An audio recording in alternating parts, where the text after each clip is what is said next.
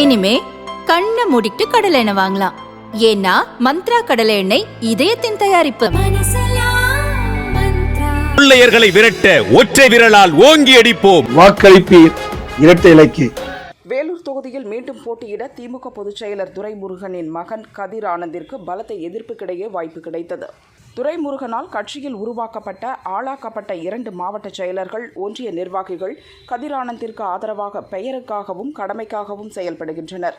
அதிருப்தி அடைந்த துரைமுருகன் மற்ற வேட்பாளர்களின் மேடையில் வார்த்தைகளை வரம்பு மீறி பேசி வருவதால் அவரை தமிழகம் முழுதும் சுற்றுப்பயணம் அனுப்ப மேலிடம் விரும்பவில்லை.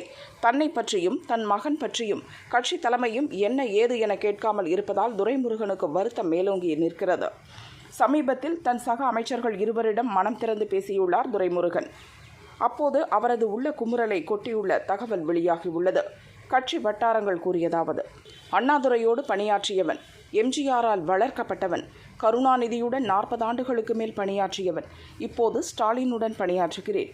கட்சி செயல்பாடுகள் குறித்து நீட்டுகிற பேப்பரில் எந்த ஒரு எதிர்ப்பும் காட்டாமல் கையெழுத்து போடுகிறேன். கருணாநிதியும் பொதுச் செயலராக இருந்த அன்பழகனும் வேட்பாளர்கள் தேர்வில் இருவரும் கலந்தாலோசித்துத்தான் முடிவெடுப்பர். பொதுச் செயலர் கையெழுத்து போட்ட பின் வேட்பாளர் பட்டியல் வெளிவரும். கட்சியின் நிகழ்ச்சிகள் அத்தனையும் வெளிவரும்.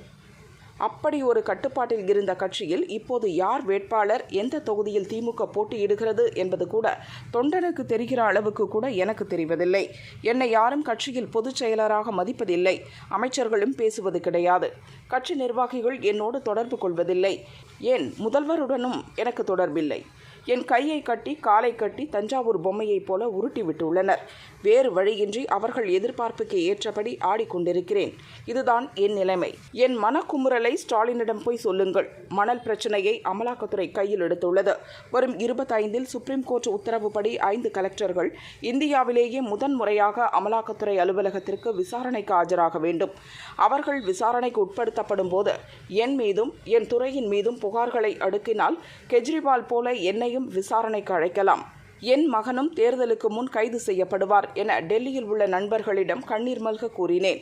நான் சிறையில் இருந்தபோதுதான் என் மகன் பிறந்தான்.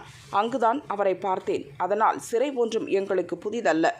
எனக்கு 80 வயதாகிவிட்ட நிலையில் சித்திரவதைக்கு ஆளாக வேண்டிய சூழ்நிலை வருமா என அஞ்சவில்லை. இருந்தாலும் கவலைப்படுகிறேன். என்னை எப்படியாவது பொதுச் செயலர் பதவியிலிருந்து எடுத்துவிட்டு வேறு ஒருவரை நியமிக்க ரகசிய வேலைகள் நடந்து வருவதும் தெரியும். அதனால் எப்படி ஆற்காட்டு வீராசாமியை பொருளாளர் பதவியிலிருந்து வயது முதிர்வு காரணமாக எடுத்தனரோ அதே பாணியில் என்னையும் பதவியிலிருந்து எடுப்பதற்கு சதிவலை பின்னப்படுகிறது. இந்த தேர்தலில் 1 மேன் ஆர்மியாக ஸ்டாலின் பிரச்சாரம் செய்கிறார். இளைஞரணி அலுவலகமான அன்பகத்திலிருந்து அவருடைய சுற்றுப்பயண அறிக்கைகள் தனியாக வந்துவிடுகின்றன. அதிமுக சின்னாபின்னமாகி பல ரூபங்களில் பிரிந்து கிடக்கிறது. அதுபோல் திமுகவுக்கு வந்துவிடக்கூடாது என்பதுதான் என் கவலை. ஹிந்தி படிக்காமல் தமிழகத்தின் எல்லை தாண்டி சென்றால் வாழ முடியாது. பார்லிமென்ட்டில் ஆங்கிலமும் ஹிந்தியும் பேசுகின்றனர். தமிழ் மட்டுமே தெரிந்தவர்களால் என்ன செய்துவிட முடியும்? நன்கு வாதாடி பேசுவதற்கு ஹிந்தியும் தெரிய வேண்டும், ஆங்கிலமும் தெரிய வேண்டும் என்றேன். இதில் என்ன தவறு இருக்கிறது? ஆனால் அதை குற்றமாக கருதுகின்றனர். இவ்வாறு அவர் பேசியதாக தெரிகிறது.